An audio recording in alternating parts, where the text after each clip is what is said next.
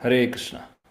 ഗുരവേ ഗൗരചന്ദ്രായ രാധികായ തദാലേ കൃഷ്ണായ കൃഷ്ണഭക്തായ തദ്ഭക്തായ നമോ നമഃ. എല്ലാ പ്രിയപ്പെട്ട ഭക്തർക്കും എൻ്റെ വിനീതമായ സാഷ്ടാംഗ പ്രണാമം. നമ്മൾ ഇന്നലെ ഗ്രന്ഥ ശ്രീമദ് ഭാഗവതം പ്രഥമസ്കന്ധം ആദ്യത്തെ അധ്യായത്തിലെ ശ്ലോകം 4ഉം 5ഉം നമ്മൾ ഇന്നലെ പഠിച്ചു.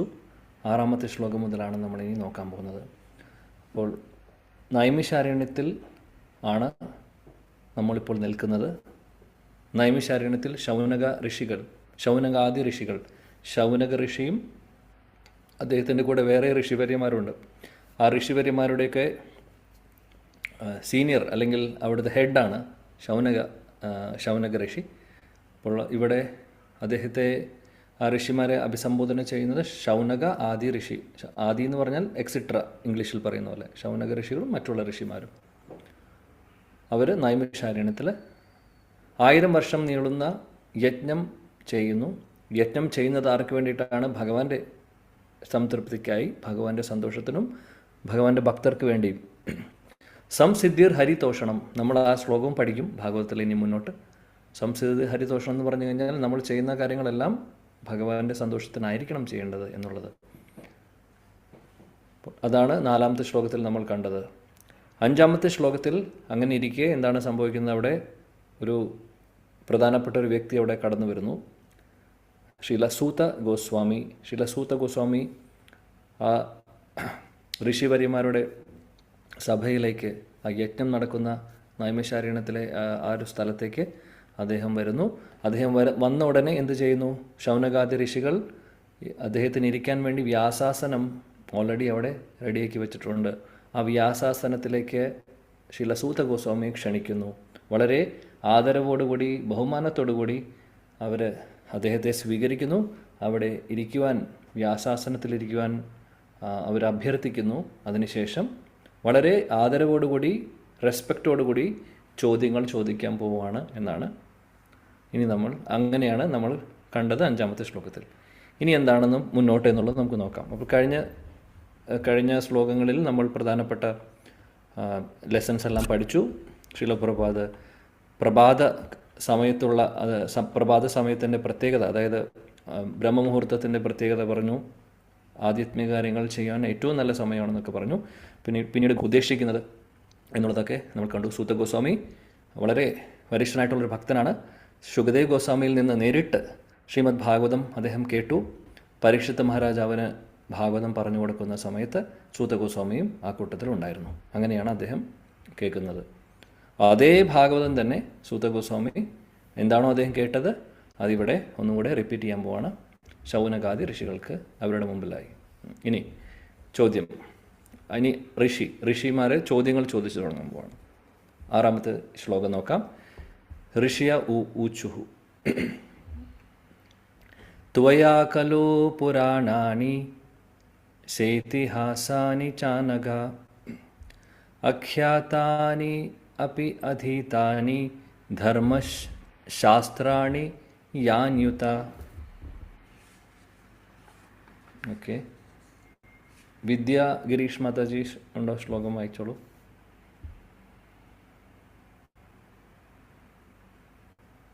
ഓക്കെ, ഇല്ലെങ്കിൽ ജ്യോതി ലക്ഷ്മി മാതാജി.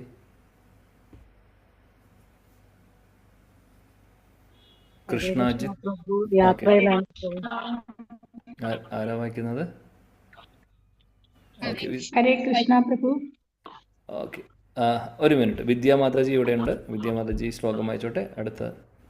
അടുത്ത ആൾക്ക് പിന്നെ വായിക്കാം. യെസ്, മാതാജി ശ്ലോകം വായിക്കൂ.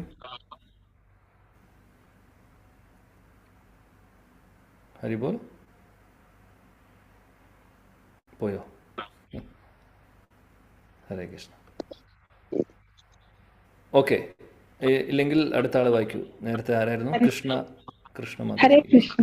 ഹരേ കൃഷ്ണ പ്രഭു. പ്രണാമം. ഓം നമോ ഭഗവതി വാസുദേവായ. ഋഷയ ഊജു ത്വയാ ഖലു പുരാണാനി സേതിഹാസാനി ചാനഘ ആഖ്യാതാന്യപ്യതീതാനി ധർമ്മശാസ്ത്രാണി യാന്യുത. ഹരേ കൃഷ്ണ. Thank you Mataji. അടുത്ത ആൾക്ക് വിവർത്തനം വായിക്കാം. അൺമ്യൂട്ട് ആവുന്നില്ല. ഓക്കെ, വിദ്യ മാതാജി അൺമ്യൂട്ട് ആവുന്നില്ല, അറിയില്ല മാതാജി. ബാക്കി എല്ലാവർക്കും അൺമ്യൂട്ട് ചെയ്യാൻ സാധിക്കുന്നുണ്ട്. ഒന്നും കൂടെ ലോഗ് ഔട്ട് ചെയ്ത് ലോഗിൻ ചെയ്ത് നോക്കൂ. ഓക്കെ, ശ്ലോകം വിവർത്തനം ആർക്കെങ്കിലും വായിക്കാം? ഹരേ കൃഷ്ണ പ്രഭു. വായിക്കട്ടെ പ്രഭു. വായിച്ചോളൂ.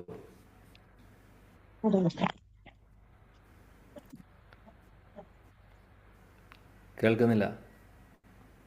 ഋഷിമാർ പ്രകാരം അരുളി ചെയ്തു.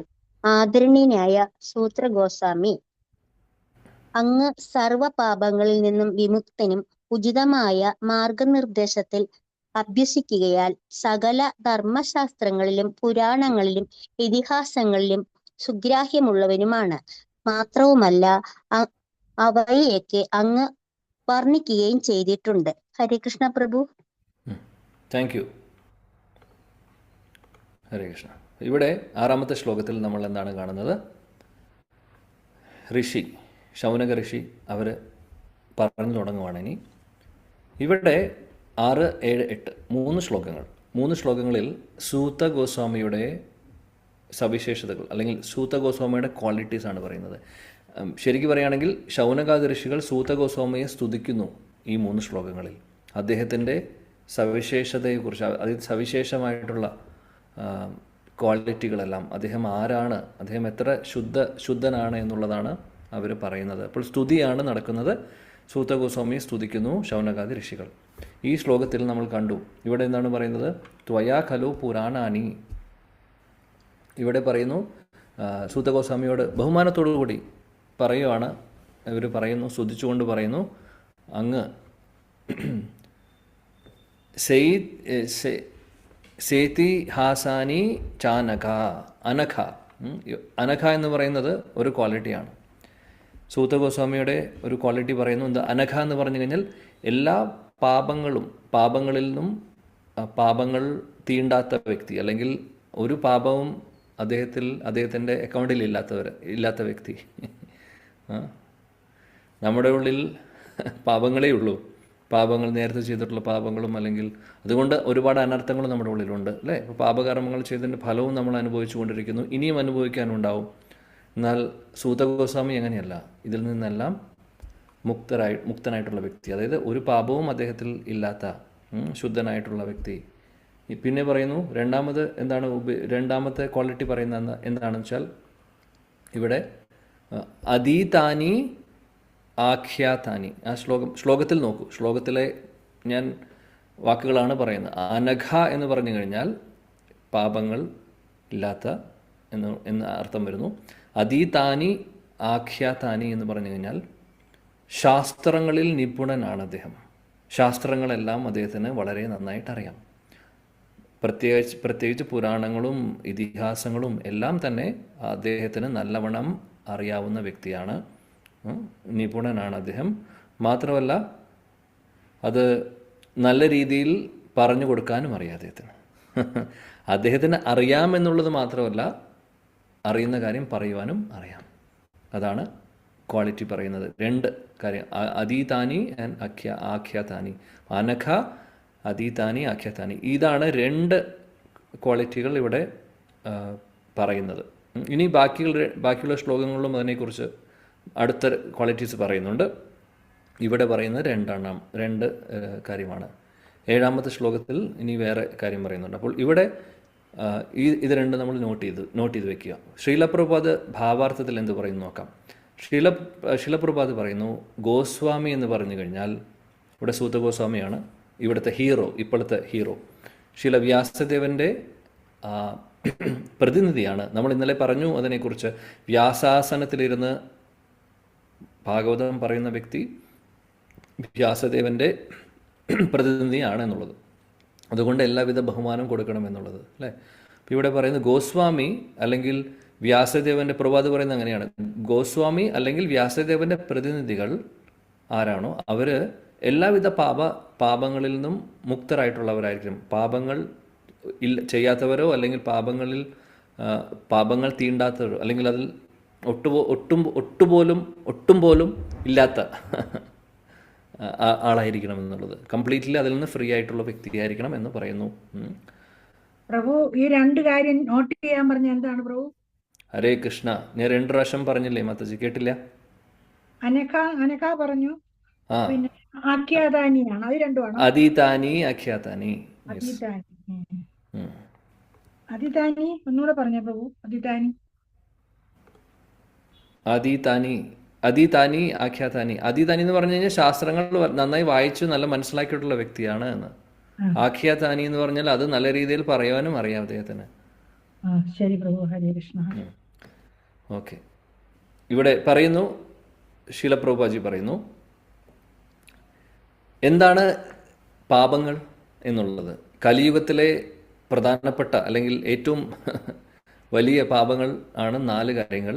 ആ 4 കാര്യങ്ങളാണ് നമ്മൾ ഇവിടെ ഹരേകൃഷ്ണ പ്രസ്ഥാനത്തിൽ വന്നതിന് ശേഷം നമ്മൾ റെഗുലേറ്ററി പ്രിൻസിപ്പിൾസ് ആയിട്ട് അല്ലെങ്കിൽ യമനിയമങ്ങളായിട്ട് പാലിക്കുന്ന കാര്യങ്ങൾ. 4 കാര്യങ്ങൾ എന്തൊക്കെയാണെന്ന് നമുക്കറിയാം. അവിഹിത ബന്ധം, അതേപോലെ മൃഗങ്ങളെ കശാപ്പ് ചെയ്യുന്നതും കഴിക്കുന്നതും, അതേപോലെ ലഹരി പദാർത്ഥങ്ങൾ ഉപയോഗിക്കുന്നത്, അതേപോലെ ചൂത് അല്ലെങ്കിൽ ഗാംബ്ലിംഗ് എന്നുള്ളത്. ഈ 4 കാര്യവും നിഷിദ്ധമാണ്. കലിയുഗത്തിലെ ആളുകൾ ഇതെല്ലാം ചെയ്യുന്നു, അത് വേറെ കാര്യം. പക്ഷേ ശാസ്ത്രങ്ങളിൽ ഭാഗവതത്തിൽ തന്നെ എടുത്തു പറഞ്ഞിട്ടുണ്ട്, കലിയുടെ ഒരു ലക്ഷണമാണിത്.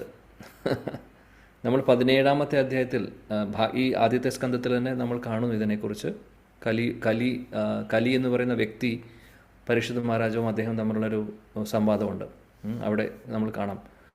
കലിയിരിക്കുന്ന 4 സ്ഥലങ്ങളാണ് ഈ 4 കലിയിരിക്കുന്ന സ്ഥലങ്ങളാണ് ഈ 4 സ്ഥലങ്ങൾ. പ്ലസ് ഒരു സ്ഥലം കൂടെ ഉണ്ട്, സ്വർണം അല്ലെങ്കിൽ ഒരുപാട് സമ്പത്ത്, അത് അവിടെയും കലിയിരിക്കുന്നു. അപ്പോൾ ശരിക്കും പറയുകയാണെങ്കിൽ 5 സ്ഥലത്താണ് കലിയിരിക്കുന്നത്. കാര്യം പരീക്ഷിത് മഹാരാജാവിൻ്റെ അത് നമ്മൾ അവിടെ പഠിക്കാം എന്നുള്ളത് ശരിയാണ്. പക്ഷെ എന്നാലും ചെറിയൊരു കണക്ഷൻ പറയുകയാണെങ്കിൽ, പരീക്ഷിത് മഹാരാജാവ് രാജ്യം ഭരിക്കുന്ന കാലത്ത് അദ്ദേഹം വേഷം മാറി രാജ്യത്തിലൂടെ എങ്ങനെ പല സ്ഥലങ്ങളിലും സഞ്ചരിക്കും. എങ്ങനെയാണ് ആളുകളുടെ ക്ഷേമം അന്വേഷിക്കാൻ വേണ്ടി, തെറ്റായിട്ടുള്ള കാര്യങ്ങൾ നടക്കുന്നുണ്ടോ അതൊക്കെ തടയാൻ വേണ്ടിയിട്ട്. അപ്പോൾ അദ്ദേഹം ഒരു ദിവസം പോകുന്ന സമയത്ത്, കുതിരപ്പുറത്ത് പോകുന്ന സമയത്ത് ഒരു വ്യക്തിയെ കാണുന്നു. രാജാവിൻ്റെ വേഷം ധരിച്ചിട്ടുള്ളൊരു ശൂദ്രൻ അദ്ദേഹം പശുവിനെ, കാളയും ഉപദ്രവിക്കുന്നത് കാണുന്നു. അത് കാണുമ്പോൾ പരീക്ഷിത് മഹാരാജാവിന് മനസ്സിലായി. അദ്ദേഹം അവിടെ നിൽക്കുന്നു, നിർത്തി ഉടനെ തന്നെ പുറത്തു വന്ന് ഇദ്ദേഹത്തെ വധിക്കാൻ വേണ്ടി, കൊല്ലാൻ വേണ്ടി വാളെടുക്കും. കാര്യം പശുവിനെയും കാളയും ഉപദ്രവിക്കുക എന്ന് പറഞ്ഞു കഴിഞ്ഞാൽ അത് ധർമ്മത്തെ ഇല്ലാതാക്കുന്നതിന് തുല്യമാണ്, അല്ലേ? അപ്പോൾ അത് പരീക്ഷിത് മഹാരാജാവ് സഹിക്കാൻ സാധിച്ചില്ല. അദ്ദേഹം ഉടനെ തന്നെ ആക്ഷൻ എടുക്കാൻ പോയതാണ്. പക്ഷെ ആ സമയത്ത് ഈ വ്യക്തി, രാജാവിൻ്റെ വേഷം ധരിച്ചിട്ടുള്ള ആ വ്യക്തി പരീക്ഷിത് മഹാരാജൻ്റെ കാൽക്കൽ വീഴുന്നു. പരീക്ഷിത് മഹാരാജ് ചോദിക്കും, നീ ആരാണെന്നുള്ളത്. അപ്പോഴാണ് പറയുന്നത് കലിയാണെന്ന്. അപ്പോൾ കലിയുഗം, പരീക്ഷിത് മഹാരാജാവ് ഭരിക്കുന്ന സമയം ദ്വാപരയുഗം കഴിഞ്ഞ് കലിയുഗം തുടങ്ങുന്ന ഒരു സന്ധി സമയത്താണ് നടക്കുന്നത്. പരീക്ഷിത് മഹാരാജാവ് കലിയുഗം തുടങ്ങാറില്ല. നമുക്കറിയാം ഭഗവാൻ കൃഷ്ണൻ്റെ തന്നെ ലീലകൾ നടക്കുന്നത് ദ്വാപരയുഗത്തിൻ്റെ അവസാന ഭാഗത്താണ് ശരിക്കും. അപ്പോൾ അത് കഴിഞ്ഞ് ഉടനെ തന്നെ പരീക്ഷിത് മഹാരാജാവ് ഭരണത്തിൽ വരുന്നു. അതിനുശേഷം പിന്നെ കുറച്ച് കഴിയുമ്പോൾ കലിയുഗം ആരംഭിക്കുന്നു. അപ്പോൾ കലി ഓൾറെഡി അവിടെ എൻ്ററായി തുടങ്ങിയിട്ടുണ്ട്. പരീക്ഷിത് മഹാരാജാവിൻ്റെ പാദങ്ങളിൽ നമസ്കരിച്ചു അദ്ദേഹം, കീഴടങ്ങിയത് കൊണ്ട് പരീക്ഷിത് മഹാരാജാവ് അദ്ദേഹത്തെ കൊന്നില്ല. അത് ഒരു സദാചാരമാണ് രാജാവിനെ സംബന്ധിച്ച്. ആരെങ്കിലും കീഴടങ്ങുവാണെങ്കിൽ ഒന്നും ചെയ്യാൻ പാടില്ല എന്നുള്ളത്, കൊല്ലാൻ പാടില്ല. അപ്പോൾ അദ്ദേഹം കാലിൽ വീണു. അദ്ദേഹം പറഞ്ഞു, ഞാൻ ആരാണെന്ന് ചോദിച്ചപ്പോൾ ആളാരാണെന്ന് പറയുകയും ചെയ്തു. പരീക്ഷിത് മഹാരാജ് ചോദിച്ചു, എൻ്റെ രാജ്യത്ത് നിനക്കെന്താണ് ജോലി ഇവിടെ? എൻ്റെ രാജ്യത്ത് നീ പാടില്ല. എൻ്റെ രാജ്യം എന്ന് പറഞ്ഞാൽ അന്ന് ലോകം മുഴുവനും ഭരിച്ചിരുന്നു പരീക്ഷിത് മഹാരാജാവ്. ഇന്ത്യ മാത്രമല്ല, ലോകം മുഴുവനും പരീക്ഷിത് മഹാരാജാവിൻ്റെ കീഴിലായിരുന്നു. അപ്പോൾ കലി പറഞ്ഞു, എനിക്ക് വേറെ എവിടെയും പോകാനില്ല, എനിക്ക് എവിടെയെങ്കിലും അഭയം പ്രാപിക്കാൻ വേണ്ടി സ്ഥലം വേണം എന്ന് പറയും. പരീക്ഷിത് മഹാരാജാവ് പറഞ്ഞു, എൻ്റെ രാജ്യത്ത് എന്തായാലും നിനക്ക് സാധിക്കില്ല. ഞാനിവിടെ ഭരിക്കുന്നിടത്തോളം കാലം ഈ ലോകത്ത് നിനക്ക് ഒരു സ്ഥാനവും തരാൻ പറ്റില്ല. അപ്പോൾ അദ്ദേഹം പറഞ്ഞു, അങ്ങനെ എനിക്ക് എവിടെയെങ്കിലും അഭയം പ്രാപിച്ചേ പറ്റൂ. അപ്പോൾ പരീക്ഷിത് മഹാരാജാവ് പറയും, ഈ 4 സ്ഥലങ്ങളിൽ പൊക്കോളാൻ പറയും. എവിടെയാണോ അവിഹിതമായിട്ടുള്ള കാര്യങ്ങൾ നടക്കുന്നത്, എവിടെയാണോ ഈ പറയുന്ന 4 തെറ്റായിട്ടുള്ള പാപങ്ങൾ നടക്കുന്നത് എന്താണെന്ന് നമ്മൾ ഓൾറെഡി പറഞ്ഞു. ഈ പറയുന്ന സ്ഥലങ്ങളിലും കൂട്ടത്തിൽ പറയുന്നു സമ്പത്ത് എവിടെയാണോ, സ്വർണം, സമ്പത്ത്, അങ്ങനെയുള്ള കാര്യം അവിടെയും കള്ളത്തരവും ചതിയും ഒക്കെ ഉണ്ടാവും അല്ലേ. അപ്പോൾ ചുരുക്കം പറഞ്ഞു കഴിഞ്ഞാൽ ഈ 5 സ്ഥലങ്ങളിൽ നോക്കിക്കഴിഞ്ഞാൽ അവിടെ വളരെ കംപ്ലീറ്റ്ലി കലിയുടെ ഒരു പ്രഭാവമാണ് കാണുന്നത്. എന്നാൽ ഒന്ന് ആലോചിച്ച് നോക്കൂ പ്രിയപ്പെട്ട ഭക്തരെ, ഒന്ന് ആലോചിച്ച് നോക്കൂ, ഈ ലോകത്തിലെ ആളുകൾ ഇന്ന് ചെയ്തുകൊണ്ടിരിക്കുന്നത്, നമ്മൾ ഇന്ന് ഭഗവാന്റെ കൃപ കൊണ്ട്, പ്രഭുപാദൻ്റെയും ആചാര്യന്മാരുടെ കൃപ കൊണ്ട് എങ്ങനെയോ നമ്മളിവിടെ എത്തിപ്പെട്ടു. ഇല്ലെങ്കിൽ നമ്മളും ഈ കൂട്ടത്തിൽ കൂടി നടക്കുന്ന ആൾക്കാരായിരുന്നു. ഇതിൽ 4 ചെയ്യുന്നോ, അല്ലെങ്കിൽ 1 ചെയ്യുന്നോ, 2 ചെയ്യുന്നോ, 3 ചെയ്യുന്നോ, 4 ചെയ്യാം, അറിയില്ല. അപ്പോൾ നമ്മൾ തോന്നുമോ, ഇല്ല ഞാൻ ഈ ജന്മത്തിൽ ഒന്നും ചെയ്തിട്ടില്ല, തെറ്റുകളൊന്നും ചെയ്തിട്ടില്ല, ഞാൻ ബ്രാഹ്മണ കുടുംബത്തിൽ ജനിച്ചു, അല്ലെങ്കിൽ അങ്ങനെയാണ്, ഞാൻ അറിഞ്ഞുകൊണ്ട് ഈ 4 ചെയ്തിട്ടില്ല എന്ന് നമ്മൾ പറയുമായിരിക്കും. ചിലപ്പോൾ അങ്ങനെയും ഉണ്ടാവും ആരെങ്കിലും. എന്നാലും ഓർക്കണം, ആദ്യമായിട്ടല്ല നമ്മൾ ഭൗതിക ലോകത്തിലിരിക്കുന്നത്. ഇതിനു മുമ്പ് എത്രയോ ജന്മങ്ങൾ നമ്മൾ എടുത്തു, എത്രയോ മനുഷ്യജന്മങ്ങൾ തന്നെ നമുക്ക് കിട്ടിയിട്ടുണ്ട്. അപ്പോൾ ചുരുക്കം പറഞ്ഞു കഴിഞ്ഞാൽ ഒരു ലോകത്ത് ഒരാൾ പോലും ഉണ്ടാവില്ല ഇത് ചെയ്യാത്തവർ. തീർച്ചയായിട്ടും ഇന്നല്ലെങ്കിൽ ഏതെങ്കിലും ജന്മത്തിൽ, ഈ ജന്മത്തിലല്ലെങ്കിൽ ഏതെങ്കിലും ഒരു ജന്മത്തിൽ 100% ഈ 4 നിയമങ്ങളും തെറ്റിച്ചിട്ടുണ്ടാവും. ഒരു സംശയമില്ല കാര്യത്തിൽ. നമ്മൾ ആരും വൈകുണ്ഠത്തു നിന്ന് വന്നിട്ടുള്ള ആളുകളല്ല. അതായത് നമ്മൾ ആരും ആധ്യാത്മിക ലോകത്തിൽ വീണവരല്ല, ഇവിടെ തന്നെ ഇരിക്കുന്നവരാണ്. അതുകൊണ്ട് എല്ലാ തെറ്റുകളും ചെയ്തിട്ടുള്ളവരാണ്. പക്ഷേ പ്രഭുപാദിൻ്റെയും ആചാര്യന്മാരുടെയും മഹാകൃപ കൊണ്ട്, ഗുരുജനങ്ങളുടെ കൃപ കൊണ്ട് നമ്മൾ ഇവിടെ എത്തിയിരിക്കുകയാണ്. പ്രഭുപാദ് വളരെ സ്ട്രിക്ട്ലി പറഞ്ഞു, ഈ 4 കാര്യങ്ങൾ നിഷിദ്ധമാണ്, കംപ്ലീറ്റ്ലി നിർത്തണം എന്ന് പറഞ്ഞു. പ്രഭുപാദ് പാശ്ചാത്യ രാജ്യത്തിൽ പോയപ്പോൾ, വെസ്റ്റേൺ കൺട്രിയിൽ പോയപ്പോൾ, അമേരിക്കയിൽ ഇത് മാത്രമേ ഉള്ളൂ. ഈ 4 കാര്യങ്ങൾ അത് അവരുടെ ഒരു കൾച്ചറിൻ്റെ ഭാഗമാണ്. ഒന്ന് ആലോചിച്ച് നോക്കൂ. ഇന്ന് നമ്മുടെ രാജ്യത്ത്, ഇന്ന് നമ്മുടെ ഇന്ത്യ മഹാരാജ്യത്ത് ഒരു കൾച്ചറിൻ്റെ ഭാഗമാണിത്. ലിവിങ് ടുഗദർ റിലേഷൻഷിപ്പ്, സ്ത്രീകളും അതായത് ആൺകുട്ടിയും പെൺകുട്ടിയും, അതൊരു കൾച്ചറായി മാറിക്കൊണ്ടിരിക്കുന്നു. അത് തെറ്റാണെന്ന് തോന്നുന്നില്ല ആളുകൾക്ക്. അപ്പോൾ അതൊരു ഉദാഹരണം പറഞ്ഞെന്ന് മാത്രം. പിന്നെ മത്സ്യമാംസം കഴിക്കുന്നത് അത് ജീവിതത്തിൻ്റെ ഒരു ഭാഗമാണ്.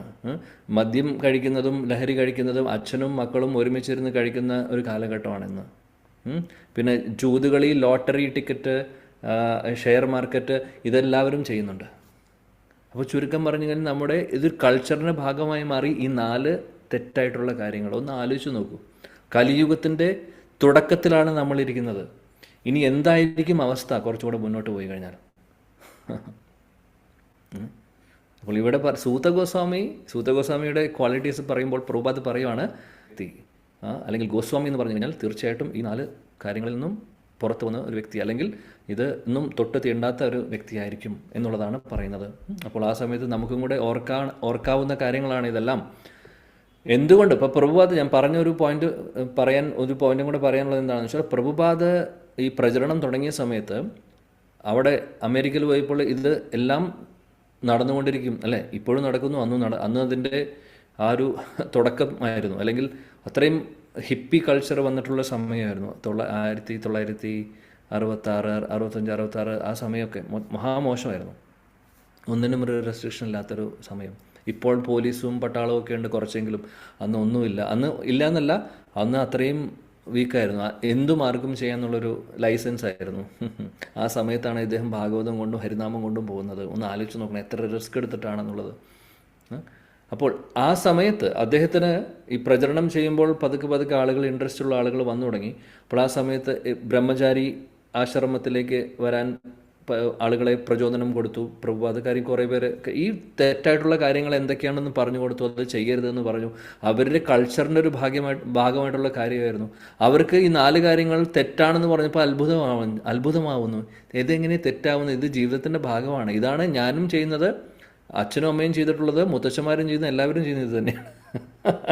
ഇതെങ്ങനെയാണ് ഒരു തെറ്റ്? അവർക്ക് അങ്ങനെ തെറ്റായിട്ട് തോന്നുന്നില്ല.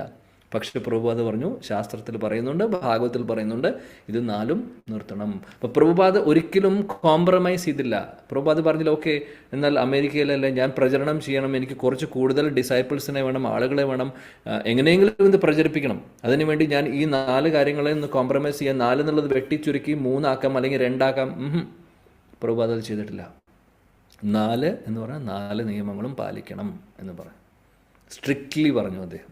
സ്ട്രിക്ട്ലി അദ്ദേഹം അന്ന് അത് സ്ഥാപിച്ചു. ഇന്നും അത് നമ്മൾ കണ്ടിന്യൂ ചെയ്യുന്നു, ഒരു കോംപ്രമൈസും ചെയ്തിട്ടില്ല. അപ്പോൾ ഇതെല്ലാം വളരെ ഇമ്പോർട്ടൻ്റ് ആയിട്ടുള്ള കാര്യമാണ്. അപ്പോൾ ഇവിടെ പ്രഭുപാദ് ആ കാര്യങ്ങൾ പറയുന്നു. ഈ 4 തെറ്റുകൾ എന്താണ്, 4 പാപങ്ങൾ എന്തൊക്കെയാണ് ഈ കലിയുഗത്തിൽ. പ്രത്യേകിച്ചും ഗോസ്വാമി എന്ന് പറഞ്ഞു കഴിഞ്ഞാൽ ഇതിൽ നിന്നെല്ലാം പുറത്തു വന്ന ഒരു വ്യക്തിയായിരിക്കും.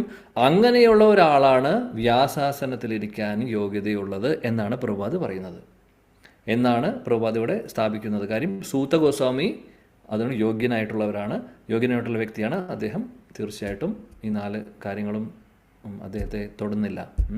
പ്രഭുപാദ് ഇനി പറയുന്നത് ഭാവാർത്ഥത്തിൽ അതാണ്. വ്യാസാസനത്തിൽ ഇരിക്കുന്ന വ്യക്തി എന്ന് പറഞ്ഞു കഴിഞ്ഞാൽ പ്രചരണം ചെയ്യുന്ന ഒരു വ്യക്തിയോ കൃഷ്ണാവബോധം മറ്റുള്ളവർക്ക് കൊടുക്കുന്ന ഒരു വ്യക്തിയോ ആവട്ടെ, ആക്ച്വലി എല്ലാവരും ഫോളോ ചെയ്യേണ്ട കാര്യങ്ങളാണ്. 4 നിയമങ്ങളും പാലിക്കേണ്ടതാണ്. പ്രത്യേകിച്ചും അത് പ്രചരിപ്പിക്കുന്ന ഒരാൾക്ക് കൂടുതലും അതിൻ്റെ ഉത്തരവാദിത്വമുണ്ട്. ഉദാഹരണം പറയുവാണെങ്കിൽ, ഒരു കോളേജിലെ അല്ലെങ്കിൽ സ്കൂളിലെ ഒരു ടീച്ചർ പഠിപ്പിക്കുകയാണെന്ന് നോക്കിയ ബയോളജി ക്ലാസ്സിൽ പുകവലിയുടെ ഡേഞ്ചേഴ്സ് പഠിപ്പിക്കുകയാണെന്ന് വയ്ക്കുക. പുകവലിക്കുന്നത് തെറ്റാണ് എന്നുള്ളത് കുട്ടികളെ പഠിപ്പിക്കുന്നു. അപ്പോൾ അതിന് വേണ്ടി കുറേ വീഡിയോ ഒക്കെ കാണിച്ചു കൊടുക്കുന്നു, പലതും കാണിച്ചു കൊടുക്കുന്നു. എന്നിട്ട് പറയുന്നു അത് പ്രശ്നം ഉണ്ടാക്കും, ശരീരത്തിന് ക്യാൻസർ ഉണ്ടാക്കും, അങ്ങനെ പല കാര്യങ്ങളും പറഞ്ഞു കൊടുക്കും. എന്നിട്ട് ആ വ്യക്തി തന്നെ ബ്രേക്കിൻ്റെ സമയത്ത്, ലഞ്ച് ബ്രേക്കിൽ പുകവലിച്ചാൽ എന്താണ് കാര്യം? അദ്ദേഹം പഠിപ്പിച്ചു കൊടുക്കുന്നതിന് വല്ല അർത്ഥവും വരുന്നുണ്ടോ? ഇല്ല. പറയുന്ന കാര്യം അദ്ദേഹം ഫോളോ ചെയ്യണ്ടേ, അല്ലെങ്കിൽ അതിന് കാര്യമില്ല, അല്ലേ? അതേപോലെയാണ്, അതൊരു കാര്യമാണ്. അപ്പോൾ അതേപോലെ ഭഗവാനെക്കുറിച്ച് പറയുന്ന കാര്യം അത് ശരിക്കും ചെറിയൊരു കാര്യമല്ല. വ്യാസദേവനെ പ്രതിനിധീകരിച്ചിട്ടാണ് പറയുന്നത് നമ്മൾ ഓരോ ഗുരുജനങ്ങളും. അപ്പോൾ തീർച്ചയായിട്ടും ഈ ഒരു നിയമങ്ങളൊക്കെ പാലിക്കേണ്ടത് വളരെ വളരെ അത്യാവശ്യമാണ്. ഇല്ലെങ്കിൽ അതിനുള്ള യോഗ്യത ഇല്ല എന്ന് തന്നെ പറയാം. ഇത് ഭാഗവതത്തിൻ്റെ തുടക്കത്തിലെ 6ാമത്തെ ശ്ലോകത്തിലെ ഭാവാർത്ഥത്തിൽ പ്രഭുപാദ് പറയുന്നു. അപ്പോൾ വ്യാസാസനത്തിലിരുന്ന് ഭാഗവതം പറയുവാനോ അല്ലെങ്കിൽ ഹരികഥ പറയണമെങ്കിലോ ശരിക്കും ക്വാളിറ്റീസ് ആവശ്യമുണ്ട് എന്നാണ് നമ്മൾ മനസ്സിലാക്കുക. ആ ക്യാരക്ടർ നല്ലതായിരിക്കണം എന്നുള്ളത് അത് ഇവിടെ പറയുന്നു. സ്പോട്ട്ലെസ് ക്യാരക്ടർ എന്നാണ് പ്രഭുപാദ് പറയുന്നത്. വ്യാസാസനത്തിൽ അങ്ങനെയുള്ളവർക്ക് ഇരിക്കാനുള്ള യോഗ്യതയുള്ളൂ എന്ന് പറയുന്നു. അപ്പോൾ ചോദ്യം വരാം, ഇപ്പോൾ സാധാരണക്കാരനെ പോലെ നമ്മളെപ്പോലുള്ള ആളുകൾ ചിലപ്പോൾ ഇപ്പോഴും എന്താ പറയുക, അനർത്ഥങ്ങളൊക്കെ ഹൃദയത്തിലുണ്ടാവും. പാപങ്ങൾ ചിലപ്പോൾ ഈ പറയുന്ന 4 കാര്യങ്ങൾ ഒരു പക്ഷേ ചെയ്യുന്നുണ്ടാവില്ല ഗ്രോസ് ആയിട്ട്, പക്ഷെ ഉള്ളിൽ പല ആഗ്രഹങ്ങളും അല്ലെങ്കിൽ പല ചിന്തകളും അല്ലെങ്കിൽ ഇതിന് മുമ്പ് ചെയ്തിട്ടുള്ള കാര്യങ്ങളോ കഴിഞ്ഞ ജന്മത്തിലെ കാര്യങ്ങളോ വോട്ടെവർ അതൊക്കെ ഉണ്ടായിക്കൂടെ? അപ്പോൾ എങ്ങനെയാണ് നമുക്ക് സാധിക്കുന്നത്? അപ്പോൾ മനസ്സിലാക്കേണ്ട കാര്യം എന്താണെന്ന് വെച്ചാൽ ആചാര്യന്മാർ പറയുന്നുണ്ട്, കഴിഞ്ഞത് കഴിഞ്ഞു, ഇനി നമുക്കൊന്നും ചെയ്യാൻ സാധിക്കില്ല. പക്ഷേ ഇത് മനസ്സിലാക്കിയതിന് ശേഷം നമ്മളത് ചെയ്യുന്നുണ്ടോ, ചെയ്യാതിരിക്കുന്നുണ്ടെങ്കിൽ കുഴപ്പമില്ല. സ്ട്രിക്ട്ലി അത് ഫോളോ ചെയ്യുന്നുണ്ട് നമ്മൾ. അതേപോലെ തന്നെ നല്ല രീതിയിൽ ആത്മാർത്ഥയോടുകൂടി ഭക്തിയുത സേവനങ്ങൾ ചെയ്ത് മുന്നോട്ട് പോകാൻ ആഗ്രഹിക്കുന്നു, അത് ചെയ്യുന്നു, അത് അതേപോലെ മാക്സിമം ചെയ്യുന്ന ഒരു വ്യക്തിയാണെങ്കിൽ തീർച്ചയായിട്ടും അവർക്കും ഇതെല്ലാം വ്യാസാസനത്തിലിരുന്ന് പ്രചരണം ചെയ്യാനും ഒക്കെ യോഗ്യത അവർക്കും നേടാൻ അല്ലെങ്കിൽ യോഗ്യത ഉണ്ട് എന്ന് പറയുന്നു. നമ്മൾ ഇന്നലെ പറഞ്ഞിരുന്നു ശുദ്ധഭക്തർ എന്ന് പറഞ്ഞ് 2 തരത്തിലുണ്ടെന്നുള്ളത്. ഒന്ന് ശുദ്ധഭക്തർ ഓൾറെഡി ശുദ്ധഭക്തരായിട്ടുള്ളവർ, ഒന്ന് ശുദ്ധഭക്തരാവാൻ വേണ്ടി ആത്മാർത്ഥതയോടുകൂടി പരിശീലിക്കുന്നവർ. അപ്പോൾ ഓർക്കണം, നമ്മൾ ഇതെല്ലാം നമ്മളും പല ആളുകൾക്കും ഭാഗവതം അല്ലെങ്കിൽ പല ആളുകൾക്കും ഈ ഹരികഥ പറഞ്ഞു കൊടുക്കുന്നു അല്ലെങ്കിൽ ഭഗവാനെക്കുറിച്ച് പറഞ്ഞു കൊടുക്കുന്നു. അപ്പോൾ നമുക്കും ഒരു റെസ്പോൺസിബിലിറ്റി ഉണ്ടെന്ന് ഓർക്കുക. എന്തെങ്കിലും നമ്മൾ ചെയ്യുന്ന കാര്യമാണ് പ്രചരിപ്പിക്കുക. ആചാർ ആൻഡ് പ്രചാർ, ഇതാണ് ഒരു ആചാര്യൻ്റെ ഒരു ലക്ഷണം.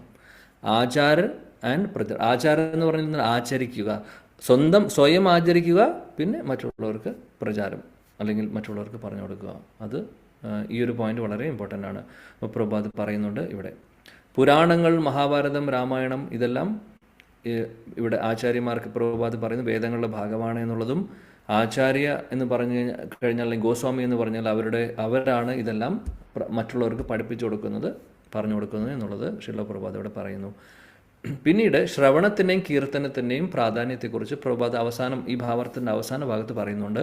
ശ്രവണവും കീർത്തനവുമാണ്, അതായത് ഭഗവാനെക്കുറിച്ച് കേൾക്കുക, ഭഗവാനെക്കുറിച്ച് പറയുക, ഹരികഥ ചെയ്യുക, അല്ലെങ്കിൽ ഭഗവാനെക്കുറിച്ച് നമ്മൾ ഭഗവാനെ സ്തുതിക്കുക. ഇപ്പോൾ പ്രചരണം എന്ന് പറയുന്നത് വ്യാസാസനത്തിലിരുന്ന് മാത്രമല്ല പ്രചരണം അല്ലെങ്കിൽ ഹരികഥ ചെയ്യാൻ സാധിക്കുകയുള്ളൂ. നമുക്ക് ഓരോരുത്തർക്കും ചെയ്യാൻ സാധിക്കും. അതിനുവേണ്ടി നമുക്ക് ക്ലാസ് എടുക്കേണ്ട ആവശ്യം വരുന്നില്ല. ക്ലാസ് എടുക്കുന്ന ഒരു രീതി മാത്രമാണ്. പ്രചരണം എന്ന് പറഞ്ഞു കഴിഞ്ഞാൽ പല രീതിയിൽ ചെയ്യാം. അതായത് നമ്മൾ നല്ല രീതിയിൽ ഭക്തി സേവനങ്ങൾ ചെയ്ത് എല്ലാം നല്ല രീതിയിൽ ആചരിച്ചുകൊണ്ട് നമ്മൾ മറ്റുള്ളവരുടെ മുമ്പിൽ നല്ല ഒരു ഉദാഹരണമായി മാറിക്കഴിഞ്ഞാൽ മറ്റുള്ളവർക്ക് ഓട്ടോമാറ്റിക്കലി നമ്മളോട് ഒരു അട്രാക്ഷൻ തോന്നും. അപ്പോൾ അതൊരു പ്രചരണമാണ്. നമ്മളൊന്നും ചെയ്യുന്നില്ല, നമ്മൾ ചെയ്യുന്നത് ആകെ ഫോളോ ചെയ്യുന്നു, വേണ്ട കാര്യങ്ങൾ ഫോളോ ചെയ്യുന്നു. അപ്പോൾ ഫോളോ ചെയ്യുമ്പോൾ തന്നെ നമ്മുടെ സ്വഭാവത്തിന് ഒരുപാട് വ്യത്യാസങ്ങൾ വരും. ആ സ്വഭാവത്തിൻ്റെ വ്യത്യാസവും അല്ലെങ്കിൽ ആ നല്ല സ്വഭാവവും നല്ല രീതിയും പെരുമാറ്റവും ഒക്കെ കാണുമ്പോൾ തന്നെ ആളുകൾക്കൊരു ആകർഷണം തോന്നും. അങ്ങനെ ആകർഷണം തോന്നി പല ആളുകളും ചോദിക്കാനും സാധ്യതയുണ്ട്, എന്താണ് ഇങ്ങനെ എന്ന്, എങ്ങനെയാണ് എന്നുള്ള കാര്യങ്ങളൊക്കെ ചോദിക്കും. അപ്പോൾ നമുക്കൊരു അവസരമാണ്, ഇതൊക്കെയാണ് ഞാൻ ചെയ്യുന്ന കാര്യങ്ങൾ. ഹരേ കൃഷ്ണ മഹാമന്ത്രം ചൊല്ലുന്നു, ഭാഗവതം കേൾക്കുന്നു, ഭാഗവതം വായിക്കുന്നു, സത്സംഗത്തിൽ പോകുന്നു. അപ്പോൾ നമുക്കൊരു ചാൻസാണ് പറയാൻ അല്ലേ. അപ്പോൾ ആളുകൾക്ക് അങ്ങനെ അവർക്കും ഒരു തോന്നൽ വരും, ശരിയാണ്, ഇത് ഞങ്ങളും ചെയ്യണ്ടേ, നമ്മളും ചെയ്യണ്ടേ എന്നുള്ളത്. അപ്പോൾ പ്രചരണം എന്ന് പറഞ്ഞു കഴിഞ്ഞാൽ പല രീതിയിൽ. പ്രഭുപാദ് അദ്ദേഹം കുട്ടികൾ വളരെ ഫേമസ് ആയിട്ട് കേട്ടിട്ടുണ്ടാവും. പ്രഭുപാദ് ക്ലാസ് എടുക്കുന്ന ഇടയിൽ ഒരു കുട്ടിയെ ഇടയ്ക്ക് വിളിക്കും, സരസ്വതി. ഒരു ചെറിയ, അന്ന് സരസ്വതി എന്ന് പറയുന്ന ഒരു പെൺകുട്ടി ഉണ്ട്, ചെറിയ കുട്ടി, 2-2.5 വയസ്സുള്ള ഒരു പെൺകുട്ടി. ആ കുട്ടി ഇങ്ങനെ നടന്ന് തുടങ്ങിയിട്ടുള്ള സമയമാണ്. അപ്പോൾ സരസ്വതി ഒരു ഡിവോട്ടീസിൻ്റെ മകളായിരുന്നു. ഇപ്പോഴും അവരുണ്ട് എന്നാണ് ഞാൻ വിശ്വസിക്കുന്നത്. മദർ സരസ്വതി US അപ്പോൾ ഈ സരസ്വതി ഇങ്ങനെ ക്ലാസ്സിനിടയിലൂടെ നടന്നു പോകും. പ്രഭാതിൻ്റെ അടുത്ത് പോകും, പിന്നെ അങ്ങനെയൊക്കെ പോകും. പ്രഭാത് ഇടയ്ക്ക് പറയും, പ്രഭാത് പറയുന്നുണ്ട്, നോക്കൂ, ഈ പ്രചരണത്തെക്കുറിച്ച് പറയുമ്പോഴോ കൃഷ്ണാവബോധത്തെക്കുറിച്ച് പറയുമ്പോഴോ പ്രഭാത് ഈ കുട്ടിയെ ചൂണ്ടിക്കാണിച്ചുകൊണ്ട് പറയും, കണ്ടില്ലേ ഈ സരസ്വതി എന്താ ചെയ്യുന്നത് നോക്കൂ, എല്ലാവരോടും പോയി പറയുന്നുണ്ട്, Krishna is the supreme Lord, Krishna is the supreme Lord, ഭഗവാൻ കൃഷ്ണനാണ് പരമദിവത്വം പുരുഷൻ എന്ന് എല്ലാവരോടും പറയുന്നുണ്ട് ഈ കുട്ടി. വെറുതെ കുട്ടി സംസാരിച്ച് തുടങ്ങിയിട്ടേ ഉള്ളൂ. അപ്പോൾ ആ സമയത്ത് കുട്ടി പറയുന്നത് ഇതാണ്, അമ്മയും അച്ഛനും പറഞ്ഞു കൊടുത്ത കാര്യം ഇതാണ്. അത് എല്ലായിടത്തും പോയി പറയും. അപ്പോൾ പ്രഭുപാദും കേട്ടിട്ടുണ്ട് പലതവണ, പല ആളുകളോടും പോയി ഇത് പറയുന്നത്. വെറുതെ പോകുന്നു പറയുന്നു. അപ്പോൾ പ്രഭുപാദ് പറയണം, നോക്കൂ, സരസ്വതി വരെ പ്രീച്ച് ചെയ്യുന്നുണ്ട്, സരസ്വതി വരെ പ്രചരണം ചെയ്യുന്നുണ്ട്. അതുകൊണ്ട് അത്ര ബുദ്ധിമുട്ടല്ല, എല്ലാവർക്കും ചെയ്യാം. അതാണ് പ്രഭുപാദ് പറഞ്ഞത്. 2.5 വയസ്സുള്ള കുട്ടിക്ക് ചെയ്യാൻ സാധിക്കുമെങ്കിൽ എല്ലാവർക്കും ചെയ്തുകൂടെ എന്നാണ് പറയുന്നത്. അപ്പോൾ കീർത്തനം, ശ്രവണം എന്താണ്? ഭഗവാനെക്കുറിച്ച് കേൾക്കുക, ഹരികഥ കേൾക്കുക, സത്സംഗങ്ങൾ കേൾക്കുക. അതേപോലെ തന്നെ വായിക്കുന്നതും, ഭാഗവതം വായിക്കുന്നതും അതൊക്കെ ശ്രവണത്തിൻ്റെ ഭാഗമായിട്ട് നമുക്ക് കൂട്ടാൻ സാധിക്കും. പക്ഷേ വായനയും കേൾവിയും തമ്മിൽ വ്യത്യാസമുണ്ട്. കാരണം നമ്മൾ തന്നെ വായിക്കുമ്പോൾ, പ്രഭുപാദിൻ്റെ ഭാവാർത്ഥം വായിക്കുമ്പോൾ നമുക്ക് കുറേ കാര്യങ്ങളൊക്കെ നമുക്ക് മനസ്സിലാവുമായിരിക്കും. എഗെയിൻ മനസ്സിലായി തുടങ്ങുന്നത് എങ്ങനെയാണെന്ന് വെച്ചാൽ നമ്മൾ കൂടുതൽ കേൾക്കുമ്പോഴാണ് മനസ്സിലാവുന്നത്. ഇല്ലെങ്കിൽ മനസ്സിലാകാൻ ബുദ്ധിമുട്ടാണ്. ഒരു നല്ലൊരു ആചാര്യനിൽ നിന്ന് കേൾക്കുമ്പോൾ എന്ത് സംഭവിക്കുന്നു എന്ന് വെച്ചാൽ ആ ആചാര്യൻ്റെ ഉള്ളിലുള്ള ഹൃദയത്തിലുള്ള ആ തിരിച്ചറിവുകൾ, റിയലൈസേഷൻസും കൂടെ ആചാര്യൻ പറയുന്നുണ്ട്. അപ്പോൾ ആ തത്വങ്ങൾ പറയുന്നു, ഭാഗവതം പറയുന്നു, പക്ഷെ കൂട്ടത്തിൽ അത് മാത്രമല്ല, ഒരുപാട് കാര്യങ്ങൾ ഡിസ്കസ് ചെയ്യുന്നുണ്ട്, ഒരുപാട് കാര്യങ്ങൾ അദ്ദേഹത്തിൻ്റെ തിരുമുഖത്തിൽ നിന്ന് വരുന്നുണ്ടാവും. അപ്പോൾ ആ പ്രഭുപാദ് പറയുന്ന കാര്യത്തെ ഒന്നും കൂടെ മനസ്സിലാവുന്ന രീതിയിൽ കൂടുതൽ ഒരു റിയലൈസേഷനോട് കൂടിയിട്ടാണ് പ്രസൻറ്റ് ചെയ്യുന്നത്. അപ്പോൾ അത് വളരെയധികം ഹെൽപ്ഫുൾ ആവും നമുക്ക്. അല്ലാതെ വായിച്ചു മാത്രം പോയി കഴിഞ്ഞാൽ കാര്യമില്ല. നമുക്ക് ശ്രവണം അത്യാവശ്യമാണ്. അപ്പോൾ ശ്രവണമായി, പിന്നെ കീർത്തനം എന്ന് പറഞ്ഞു കഴിഞ്ഞാൽ നമ്മൾ പറഞ്ഞു, കീർത്തനം എന്ന് പറഞ്ഞാൽ നാമം ജപിക്കുന്നത് കീർത്തനത്തിൻ്റെ ഭാഗമാണ്. സങ്കീർത്തനം നമ്മൾ ഉപകരണങ്ങളൊക്കെ കൊണ്ട് നമ്മൾ ഹരേകൃഷ്ണ കീർത്തനം ചെയ്യുന്നത് കീർത്തനമാണ്. പിന്നെ അതേപോലെ തന്നെ ഭഗവാനെക്കുറിച്ച് ഇങ്ങനെ പറയുന്നതും കീർത്തനമാണ്. ഇപ്പോൾ നമ്മൾ ചെയ്തുകൊണ്ടിരിക്കുന്നത്, ഇവിടെ ഇരുന്നു കൊണ്ട് ഭഗവാനെക്കുറിച്ച് പറയുന്നു, ഭാഗവതം പറയുന്നു, ഇതും കീർത്തനമാണ്. ശുകദേവ് ഗോസ്വാമി പരീക്ഷിത് മഹാരാജാവിന് ഭാഗവതം പറഞ്ഞു കൊടുത്തു, അത് കീർത്തനമാണ്. പരീക്ഷിത് മഹാരാജ് അത് കേട്ടു, അത് ശ്രവണമാണ്. അപ്പോൾ കീർത്തനവും ശ്രവണവും വളരെ വളരെ പ്രധാനപ്പെട്ട 2 കാര്യങ്ങളാണ് ആധ്യാത്മിക ജീവിതത്തിൽ, ആധ്യാത്മിക പാതയിൽ എന്ന് പ്രഭുപാദ് ഇവിടെ അടിവരയിട്ട് പറയുന്നുണ്ട്. ഈ ഭാവാർത്ഥത്തിൽ നമ്മളെ ഓർമ്മിപ്പിക്കുന്നു, നമ്മളെ ഒന്നും കൂടെ ദൃഢത കൊണ്ടുവരാൻ വേണ്ടിയിട്ട് അദ്ദേഹം പറയുന്നു. അപ്പോൾ കീർത്തനവും കീർത്തനവും ഓർത്തു വയ്ക്കുക. ഈ നവവിധ ഭക്തിയിലെ ഏറ്റവും പ്രധാനപ്പെട്ട 2 കാര്യങ്ങളാണ് ശ്രവണം, കീർത്തനം. നല്ല രീതിയിൽ ശ്രവണം, നല്ല രീതിയിൽ കീർത്തനം കീർത്തനം എന്ന് പറഞ്ഞാൽ നേരത്തെ പറഞ്ഞു ഇതെല്ലാം വരുന്നു. നമ്മൾ പ്രചരിപ്പിക്കുന്നതും പറയുന്നതും കേൾക്കുന്നതും കീർത്തനം ചെയ്യുന്നതും നാമം ജപിക്കുന്നതും ഒക്കെ വരുന്നു. ശ്രവണം, വായിക്കുന്നതും കേൾക്കുന്നതും ഒക്കെ വരുന്നു. ഇത് നല്ല രീതിയിൽ നമ്മൾ ചെയ്യുകയാണെങ്കിൽ നമ്മൾ അറിയാതെ തന്നെ നമ്മുടെ ആധ്യാത്മിക പുരോഗതി നല്ല രീതിയിൽ വരുന്നത് കാണാം. നമ്മൾ അറിയില്ല എത്രമാത്രം പ്രോഗ്രസ് ചെയ്യുന്നുണ്ട് എന്നുള്ളത്. നമ്മളൊരു പക്ഷെ അറിയില്ല, മറ്റുള്ളവർ ചിലപ്പോൾ മനസ്സിലാക്കും പെട്ടെന്ന് നമുക്ക് ചേഞ്ചസ് ഉണ്ട് എന്നുള്ളത്. വളരെ പവർഫുള്ളാണ്. ഇതാണ് ബേസ്. ഇത് മാത്രമല്ല, ഇത് തന്നെയാണ് നമ്മൾ ആധ്യാത്മിക ലോകത്തിൽ പോയി കഴിഞ്ഞാലും ചെയ്യാൻ പോകുന്ന കാര്യം, ശ്രവണം, കീർത്തനം. അതുകൊണ്ട് അതിൻ്റെ ഒരു ട്രെയിനിങ് ആണ് നമ്മളിപ്പോൾ എടുത്തുകൊണ്ടിരിക്കുന്നത്. അതാണ് 6ാമത്തെ ശ്ലോകവും ഭാവാർത്ഥത്തിൽ പറയുന്ന പ്രധാനപ്പെട്ട കാര്യങ്ങൾ. അപ്പോൾ നോക്കൂ, നമ്മൾ പ്രധാനപ്പെട്ട എല്ലാ കാര്യങ്ങളും ഇവിടെ ചർച്ച ചെയ്തു കഴിഞ്ഞു. ഇനി അടുത്ത ശ്ലോകത്തിലേക്ക് പോകുന്നു. യാനി വേദവിദാം ശ്രേഷ്ഠോ ഭഗവാൻ ബാദരായണഃ അന്യേ ച മുനയാ സൂത പരാവാരാവിദോ വിദു. ഓക്കെ,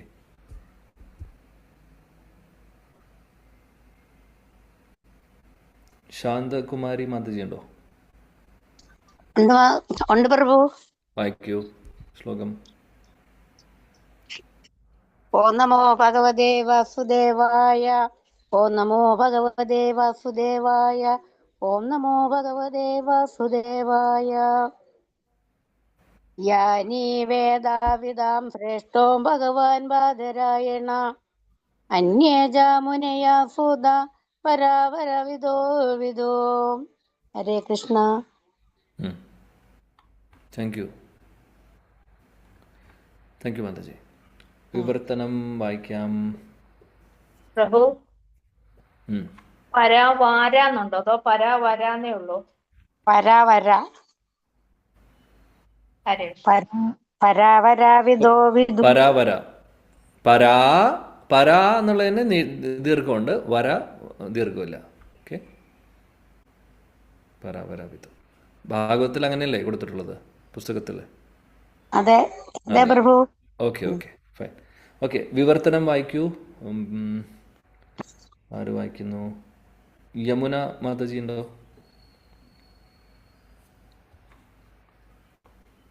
ഓക്കെ പ്രഭു, ഞാൻ വായിക്കട്ടെ? ഹരേ കൃഷ്ണ. ഓക്കെ, യമുന മാതാജി വായിക്കൂ. എന്താ വിവർത്തനം വായിക്കണ്ട? വിവർത്തനം. അല്ലയോ സൂത ഗോസ്വാമി,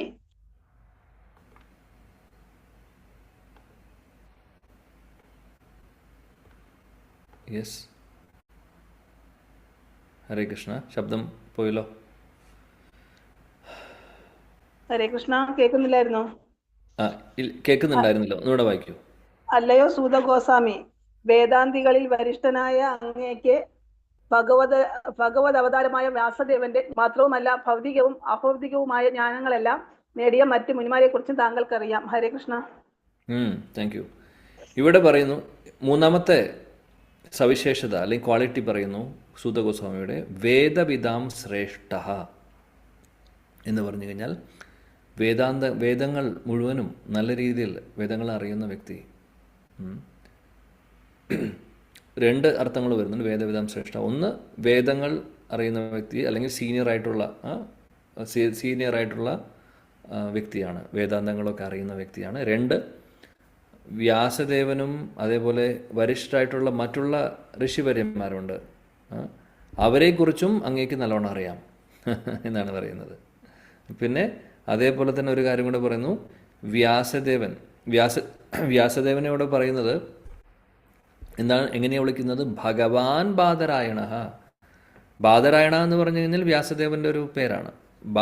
ബാദരായണ എന്ന് പറഞ്ഞ വ്യാസദേവൻ്റെ പേരാണ്. ഭഗവാൻ എന്നാണ് അഭിസംബോധന ചെയ്യുന്നത്. ഒന്ന് ആലോചിച്ച് നോക്കൂ, വ്യാസദേവനെ. അതിൻ്റെ അർത്ഥം എന്താണെന്ന് വെച്ചാൽ വ്യാസദേവൻ ശക്തി ആവേശ അവതാരമാണ് എന്നുള്ളത് ഇവിടെ പറയുകയാണ് ചെയ്യുന്നത്. വ്യാസദേവൻ സാധാരണ ഒരു വ്യക്തിയല്ല, ഭഗവാന്റെ ശക്തി ആവേശ അല്ലെങ്കിൽ ഭഗവാന്റെ ശക്തി പ്രത്യേകിച്ചും അദ്ദേഹത്തിൽ കൊടുത്തിട്ടുള്ള സ്പെഷ്യലായിട്ടുള്ളൊരു ശക്തി ആവേശ അവതാരമാണ് വ്യാസദേവൻ. അതുകൊണ്ടാണ് വേദങ്ങളൊക്കെ അദ്ദേഹം എഴുതിയിട്ടുള്ളത്. അല്ലെങ്കിൽ ആർക്കും സാധിക്കില്ല, സാധാരണ ഒരു മനുഷ്യന് സാധിക്കുന്ന കാര്യങ്ങളല്ല അതെല്ലാം. ഇവിടെ പറയുന്നു വ്യാസദേവനെക്കുറിച്ചും അതേപോലെ വരിഷ്ഠരായിട്ടുള്ള മറ്റുള്ള ഋഷിവര്യന്മാരെക്കുറിച്ചും അതേപോലെ തന്നെ വേദാന്തവും എല്ലാം അങ്ങേക്ക് അറിയുന്ന വ്യക്തിയാണ് അങ്ങ്. അപ്പോൾ സ്തുതിക്കുകയാണ് ചെയ്യുന്നത് സൂത ഗോസ്വാമിയെ. ശീല പ്രഭുപാദ് ഭാവാർത്ഥത്തിൽ പറയുന്നു, ശ്രീമദ് ഭാഗവതം എന്ന് പറയുന്നത് വേദാന്തങ്ങളുടെ ഒരു ഭാവാർത്ഥമാണ് എന്ന് പറയുന്നു. വേദാന്തം എന്ന് പറഞ്ഞാൽ വ്യാസദേവൻ എഴുതിയിട്ടുള്ളത്. വേദാന്തം എന്ന് പറഞ്ഞു കഴിഞ്ഞാൽ സൂത്ര രൂപത്തിലാണുള്ളത്, സൂത്രങ്ങളാണ്. സൂത്രം എന്ന് പറഞ്ഞു കഴിഞ്ഞാൽ ഒരുപാട് കാര്യങ്ങൾ വളരെ ചുരുക്കത്തിൽ സൂത്ര രീതിയിൽ, അല്ലെങ്കിൽ സൂത്രം എന്ന് ഉദ്ദേശിക്കുന്നത് വളരെ എന്താ പറയുക, ചെറിയ ശ്ലോകങ്ങളിലായിട്ട് അത് കണ്ടൻസ് ചെയ്തിട്ട് എഴുതുകയാണ് ചെയ്യുക. വേദാന്ത സൂത്രം അങ്ങനെയാണ്. ഒരുപാട് കാര്യങ്ങളുണ്ടാവും അതിനകത്ത്, ഡീപ്പായിട്ടുള്ള കാര്യങ്ങളുണ്ടാവും. പക്ഷെ അതിനെ വളരെ ചുരുക്കത്തിൽ എഴുതുന്നതാണ് സൂത്രം. അപ്പോൾ അല്ലെങ്കിൽ സൂത്രങ്ങൾ, വേദാന്തത്തിൻ്റെ സൂത്രങ്ങൾ അങ്ങനെ ആർക്കും വായിച്ചാൽ മനസ്സിലാവില്ല. അതിന് അത്രയും ജ്ഞാനവും വേണം, അതിന് അത്രമാത്രം ഒരു പരിശുദ്ധനായിട്ടുള്ളൊരു വ്യക്തിക്ക് അത് മനസ്സിലാവുള്ളൂ. അല്ലെങ്കിൽ എല്ലാവർക്കും മനസ്സിലാവുന്ന കാര്യമല്ല. എന്നാൽ ശ്രീമദ് ഭാഗവതം എന്ന് പറയുന്നത് ഈ വേദാന്തത്തിൻ്റെ അല്ലെങ്കിൽ വേദാന്ത സൂത്രത്തിൻ്റെ പരിഭാഷയാണ്, അല്ലെങ്കിൽ വേണമെങ്കിൽ പറയാം ഭാവാർത്ഥമാണ് എന്ന് പറയുന്നു. അതിനെ എക്സ്പ്ലെയിൻ ചെയ്യുവാണ് ഭാഗവതത്തിൽ. വേദാന്ത സൂത്രങ്ങളിൽ പറയുന്നത് എന്താണോ അതിൻ്റെ എക്സ്പ്ലനേഷനാണ്, വിശദീകരണങ്ങളാണ് ശ്രീമദ് ഭാഗവതം. അപ്പോൾ ശ്രീമദ് ഭാഗവതം ആരാണ് നമുക്ക് എഴുതി തന്നിട്ടുള്ളത്? വ്യാസദേവനാണ്. അപ്പോൾ ആ ശ്രീമദ് ഭാഗവതം എന്താണ് എന്നുള്ളത് നമ്മൾ ഓൾറെഡി ആദ്യത്തെ 3 ശ്ലോകങ്ങളിൽ നമ്മൾ കണ്ടു. രണ്ടാമത്തെ 3-ാമത്തെ ശ്ലോകത്തിൽ കണ്ടു. എല്ലാ വേദശാസ്ത്രങ്ങളുടെയും ഒരു കണ്ടൻസ് രൂപമാണ്, അല്ലെങ്കിൽ വളരെ എന്താ പറയുക എസെൻസ് ആണ്, അല്ലെങ്കിൽ സാരാംശമാണ് ശ്രീമദ് ഭാഗവതം എന്നുള്ളത് നമ്മൾ കണ്ടു. പിന്നീട് പ്രഭുപാദ് ഇവിടെ പറയുന്നു, സൂത ഗോസ്വാമി വ്യാസാസനത്തിലിരുന്ന് അദ്ദേഹം ഇനി മുന്നോട്ട് അദ്ദേഹം കാര്യങ്ങൾ പറഞ്ഞു കൊടുക്കും അവർക്ക് എന്നുള്ളത്. അപ്പോൾ ഇവിടെ പ്രഭുപാദ് പറയുന്നുണ്ട്, സൂത ഗോസ്വാമി ശരിക്കുമുള്ള, അതായത് ശരിയായിട്ടുള്ള ഒരു അധ്യാപകൻ്റെ ഒരു എല്ലാ ക്വാളിറ്റീസും അദ്ദേഹത്തിനുണ്ടായിരുന്നു. അതുകൊണ്ട് തന്നെയാണ് വ്യാസാസനത്തിൽ ശൗനകാദി ഋഷികൾ അദ്ദേഹത്തിനെ ഇരുത്തിയിട്ടുള്ളതും. അതാണ് പറയുന്നത്. ആ കാര്യം കൂടെ പ്രഭുപാദ് ഇവിടെ ഭാവാർത്ഥത്തിൽ പറയുന്നുണ്ട്. അപ്പോൾ നമ്മൾ 3 ക്വാളിറ്റീസാണ് പഠിച്ചത്. അനഘ, രണ്ടാമത്തെ എന്താണ്?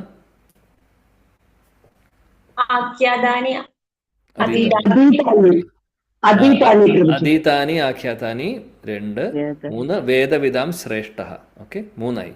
ഇനിയുണ്ട് 2 കൂടെ അടുത്ത ശ്ലോകത്തിൽ പറയുന്നു. 8-ാമത്തെ ശ്ലോകത്തിൽ നമുക്ക് നോക്കാം. ശ്ലോകം 8. വേതാത്വം സൗമ്യ തത് സർവം തത്വവതസ്തത് അനുഗ്രഹാത് ഭ്രൂയു സ്നിഗ്ധസ്യ ശിഷ്യസ്യ ഗുരവോ ഗുഹ്യമപ്യുത.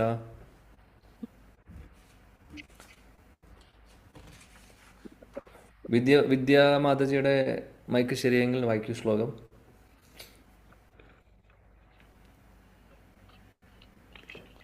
ഓക്കെ, ഇല്ലെങ്കിൽ വേറെ ഗീതാ മുരളി മാതാജി. ഹരേ കൃഷ്ണ പ്രഭുജി. ഹരേ കൃഷ്ണ. ഓം നമോ ഭഗവതേ വാസുദേവായ.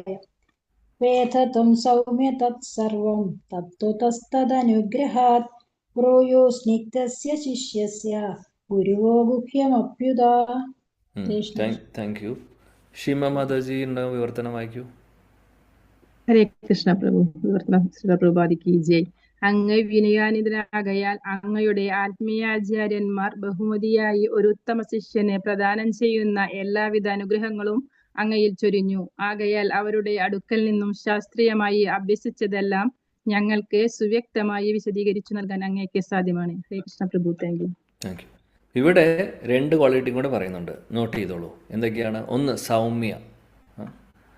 സൂത ഗോസ്വാമിയെ ഇവിടെ അഭിസംബോധന ചെയ്യുന്നു സൗമ്യൻ. സൗമ്യ എന്ന് പറഞ്ഞു കഴിഞ്ഞാൽ വളരെ വളരെ എന്താ പറയുക, ശുദ്ധനായിട്ടുള്ള വ്യക്തി, വളരെ സിമ്പിളായിട്ടുള്ള, വളരെ ജെന്റിൽമാൻ, ശുദ്ധൻ,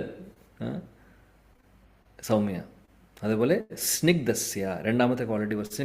സ്നിഗ്ധസ്യ എന്ന് പറഞ്ഞു കഴിഞ്ഞാൽ വളരെയധികം, അതായത് ഗുരുവിനെ പൂർണ്ണമായിട്ടും ആശ്രയിച്ചുകൊണ്ട് ഗുരുവിനെ പൂർണ്ണമായിട്ടും ശരണം പ്രാപിച്ചിട്ടുള്ള വ്യക്തി. സ്നിഗ്ധസ്യ ഇവിടെ വിശേഷിപ്പിക്കുന്ന അങ്ങനെയാണ്. സ്നിഗ്ധസ്യ ശിഷ്യസ്യ കാണുന്നുണ്ടോ? ശ്ലോകത്തിൽ നിന്ന് വായിക്കുന്നു, ഞാൻ വിചാരിക്കുന്നു. ഭ്രൂയു സ്നിഗ്ധസ്യ ശിഷ്യസ്യ. സ്നിഗ്ധസ്യ എന്ന് പറഞ്ഞാൽ വളരെ അനുസരണശീലമുള്ള, വളരെ അല്ലെങ്കിൽ പൂർണ്ണമായിട്ടും ഗുരുവിനെ ശരണം പ്രാപിച്ചിട്ടുള്ള വ്യക്തി. തദ്വിധി പ്രണിപാതേന പരിപ്രശ്നേന സേവയ ഉപദേക്ഷ്യന്തിത ജ്ഞാനം ജ്ഞാനിന തത്വദർശനം. അല്ലേ, നമ്മൾ ഭഗവത്ഗീതയിൽ പഠിക്കുന്ന ശ്ലോകമാണ്. അവിടെയും തദ്വിധി പ്രണിപാതേന എന്ന് പറയുന്നുണ്ട്. അവിടെ പറയുന്നുണ്ട് ഗുരുവിനെ പൂർണ്ണമായിട്ടും ശരണം പ്രാപിക്കുന്ന കാര്യം. എന്നിട്ട് ഗുരുവിന് സേവനം ചെയ്യുന്നു, ഗുരുവിനോട് ചോദ്യങ്ങൾ ചോദിക്കുന്നു. അതാണ് അതിൻ്റെ രീതി. ഇവിടെ ശൗനകാദി ഋഷികൾ പറയുന്നു, അങ്ങ് ഓ സൂതഗോസ്വാമി അങ്ങ് വളരെയധികം വരിഷ്ഠനായിട്ടുള്ള വ്യക്തിയാണ്, സൗമ്യനാണ്. അതേപോലെ തന്നെ അങ്ങ് പൂർണ്ണമായിട്ടും അങ്ങയുടെ ഗുരുവിൽ ആശ്രയിക്കുന്നു, ഗുരുവിൽ ശരണം പ്രാപിച്ചിട്ടുള്ള വ്യക്തിയാണ്. അതുകൊണ്ട് അങ്ങയുടെ ഗുരുജനങ്ങൾ അങ്ങയുടെ മുകളിൽ എല്ലാ അനുഗ്രഹങ്ങളും തന്നിട്ടുണ്ട്. അങ്ങ് വളരെ വരിഷ്ഠനായിട്ടുള്ളൊരു ഭക്തനാണ് എന്നുള്ളത്. അതുകൊണ്ട് ശൗനക ഋഷികൾ പറയുവാണ്, അതുകൊണ്ട് ഞങ്ങൾക്ക് പറഞ്ഞു തന്നാലും, അങ്ങ് കേട്ടിട്ടുള്ളതും അങ്ങ് പഠിച്ചിട്ടുള്ളതും ഗുരുജനങ്ങളിൽ നിന്ന് കേട്ടിട്ടുള്ളതും പഠിച്ചിട്ടുള്ളതൊക്കെ ഞങ്ങൾക്കും പറഞ്ഞു തന്നാലും എന്ന് പറഞ്ഞ് ഇവിടെ അഭ്യർത്ഥിക്കുന്നു, റിക്വസ്റ്റ് ചെയ്യുന്നു. മനോഹരം. ഇത് നമുക്ക് പഠിക്കാൻ ഒരുപാട് കാര്യങ്ങളുണ്ട്. ആക്ച്വലി നോക്കിക്കഴിഞ്ഞാൽ ആദ്യത്തെ കാര്യം എന്ന് പറഞ്ഞാൽ ചോദ്യങ്ങൾ ചോദിക്കാനാണ് പോകുന്നത് ശൗനക ഋഷികൾ. ചോദ്യങ്ങൾ ചോദിക്കുന്നേക്കാൾ മുമ്പ് ആ വ്യാസാസനത്തിലിരിക്കുന്ന വ്യക്തിയെ സ്തുതിക്കുന്നത് കാണാം. നമ്മൾ പറഞ്ഞു ഈ 3 ശ്ലോകങ്ങളിൽ അദ്ദേഹത്തെ സൂതഗോസ്വാമി സ്തുതിക്കുന്നു, അല്ലേ? അപ്പോൾ ഇത് വളരെ പ്രധാനപ്പെട്ട ഒരു കാര്യമാണ്. വരിഷ്ഠരായിട്ടുള്ള ഭക്തരെ സ്തുതിക്കുക എന്ന് പറയുന്നത്, അതായത് ആത്മാർത്ഥതയോടുകൂടി, വെറുതെ എല്ലാവരും സ്തുതിക്കുന്നുണ്ട് ഞാനും ചെയ്യുക എന്നുള്ളതല്ല പറയുന്നത്. ആത്മാർത്ഥതയോടുകൂടി ശരിക്കും അവർക്ക് നല്ല ക്വാളിറ്റീസ് ഉണ്ടാവും. ആ ക്വാളിറ്റീസ് നമ്മൾ ആ സ്തുതിയിൽ എന്താ സംഭവിക്കുന്നതെന്ന് വെച്ചാൽ നമ്മുടെ ശുദ്ധീകരണമാണ് നടക്കുന്നത്. ആ വ്യക്തി വരിഷ്ഠനായിട്ടുള്ള വ്യക്തിയാണെങ്കിൽ. പക്ഷെ ഒരു കാര്യം കൂടെ നമ്മൾ നോക്കണം, ആ സ്തുതിയിൽ അവരുടെ ആ മിഥ്യാഹങ്കാരം കൂടുന്ന രീതിയിൽ പറയരുത്. അങ്ങനെ വരിഷ്ഠരായിട്ടുള്ള ഭക്തർക്ക് അങ്ങനെ മിഥ്യാഹങ്കാരം അവരെ ബാധിക്കില്ല. എന്നാലും അല്ലാത്ത ആളുകൾ, അല്ലാതെ ആ ഒരു ലെവലിൽ ചിലപ്പോൾ ഒരു പക്ഷേ എത്താത്തവരും ഉണ്ടാവും. എന്നാലും നല്ല രീതിയിൽ അവർ പരിശീലിക്കുന്ന ആളുകളായിരിക്കും. അപ്പോൾ നമ്മൾ പറയുമ്പോഴും അത് നല്ല രീതിയിൽ അതിനെ പറയണം. അത് വെറുതെ എന്തെങ്കിലും പറയുക എന്നുള്ളതല്ല, നല്ല രീതിയിൽ അത് പ്രസൻറ്റ് ചെയ്യാൻ നോക്കണം. അപ്പോൾ ഇവിടെ നമ്മൾ ഈ ഒരു ഭാഗത്ത് മാത്രമല്ല, ഇനി മുന്നോട്ട് നമ്മൾ കാണുന്നു, എവിടെയാണോ ക്വസ്റ്റ്യൻസ് ചോദിക്കാൻ പോകുന്നത്. യുധിഷ്ഠിര മഹാരാജാവ് നാരദമുനിയോട് ചോദ്യങ്ങൾ ചോദിക്കാൻ വേണ്ടി തീരുമാനിക്കുമ്പോൾ നാരദമുനിയെ സ്തുതിക്കും ആദ്യം യുധിഷ്ഠിര മഹാരാജാവ്, എന്നിട്ട് ചോദ്യം ചോദിക്കും. ഇനി ശുകദേവ് ഗോസ്വാമിയുടെ പരീക്ഷിത് മഹാരാജാവ് ചോദിക്കുന്ന ചോദ്യങ്ങൾ നമ്മൾ ഇനി മുന്നോട്ട് കാണും. പരീക്ഷിത് മഹാരാജാവ് ആദ്യം ശുകദേവ് ഗോസ്വാമിയെ സ്തുതിക്കും. അത് കുറേ സ്തുതി കഴിഞ്ഞിട്ടാണ് പിന്നെ ചോദ്യം ചോദിക്കുന്നത്. അപ്പോൾ ഈ ഒരു ട്രെൻഡ് നമുക്ക് കാണാം. കാര്യം ഇതാണ് വൈഷ്ണവ സദാചാരമാണ്. ഇത് വൈഷ്ണവ സദാചാരത്തിൻ്റെ ഒരു ഭാഗമാണ് എന്നുള്ളത് നമ്മൾ മനസ്സിലാക്കുക. അപ്പോൾ ഭാഗവതത്തിൽ നിന്ന് നോക്കൂ, നമ്മൾ ഒരുപാട് കാര്യങ്ങൾ പഠിക്കുന്നു. ഭാഗവതത്തിൽ അതുകൊണ്ടാണ് നമ്മളിത് ശരിക്കും പഠിക്കുമ്പോൾ ശരിക്കും മനസ്സിലാക്കിക്കൊണ്ട് കഥ മാത്രം കേൾക്കുക എന്നുള്ളതല്ല, അല്ലാതെ അതിൽ ഒരുപാട് ലെസൺസ് ഉണ്ട്. ഇതെല്ലാം നമ്മൾ പഠിക്കുമ്പോൾ ആ സദാചാരങ്ങളൊക്കെ നമ്മൾ പഠിച്ചു കഴിഞ്ഞാൽ ഇതാണ് ഒരു ഭക്തനെ ഭക്തനാക്കി മാറ്റുന്നത്. അല്ലാതെ കുറേ അറിവ് മാത്രമല്ല, കുറേ കഥ അറിഞ്ഞു എന്ന് പറഞ്ഞുകൊണ്ട് കാര്യമില്ല. ഏറ്റവും പ്രധാനപ്പെട്ട കാര്യം സദാചാരമാണ്. വൈഷ്ണവ സദാചാരത്തിൻ്റെ അപ്പുറത്ത് വേറെ ഒന്നുമില്ല. ഒരുപക്ഷെ നമ്മൾ പണ്ഡിതനായിരിക്കും, ഭാഗവതത്തിലെ ശ്ലോകങ്ങൾ 18,000 ശ്ലോകങ്ങൾ അറിയുന്നുണ്ടാവും, ഭഗവത്ഗീതയിലെ എല്ലാ ശ്ലോകങ്ങളും അറിയുന്നുണ്ടാവും, നല്ല ഭംഗിയായിട്ട് ക്ലാസ് എടുക്കുന്നുണ്ടാവും, ഒരുപാട് ശിഷ്യരുണ്ടാവും, അല്ലെങ്കിൽ ഒരുപാട് എന്താ പറയുക ശിക്ഷ ഡിസൈപ്പിൾസ്, അല്ലെങ്കിൽ ആയിരക്കണക്കിന് ഫോളോവേഴ്സ് ഉണ്ടാവും. പക്ഷേ സദാചാരം പ്രോപ്പർ അല്ലെങ്കിൽ മറ്റുള്ളത് എന്തൊക്കെ ഉണ്ടായിട്ടും കാര്യമില്ല. അതായത് ഒരു ഫൗണ്ടേഷൻ ശരിയല്ലാത്ത കെട്ടിടം കെട്ടുന്ന പോലെയാണ്.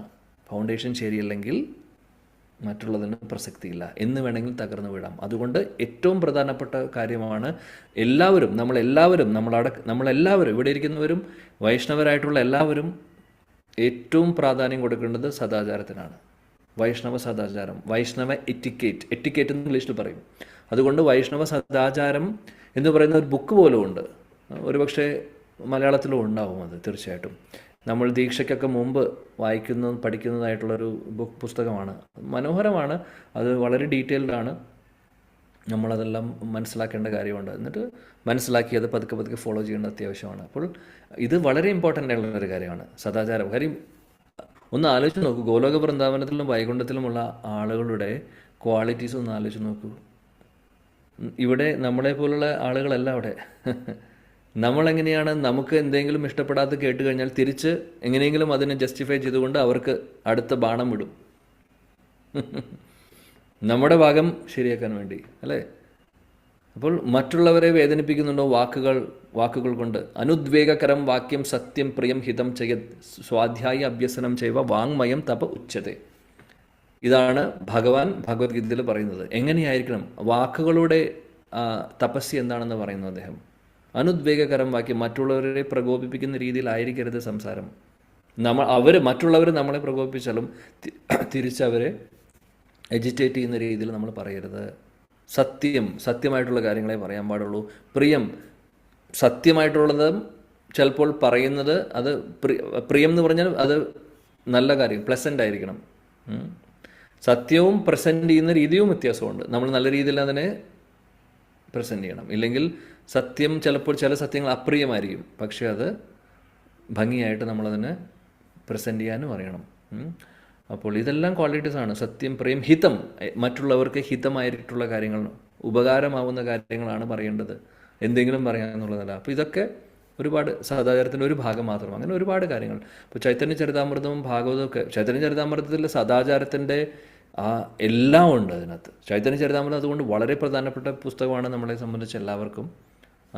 പക്ഷേ എന്തായാലും ഭാഗവതം കഴിഞ്ഞിട്ട് നമുക്ക് അവിടേക്ക് ചിന്തിക്കാം. എന്തായാലും കാര്യം അവിടെ സദാചാരത്തിൻ്റെ എല്ലാ കാര്യങ്ങളും കാണാം.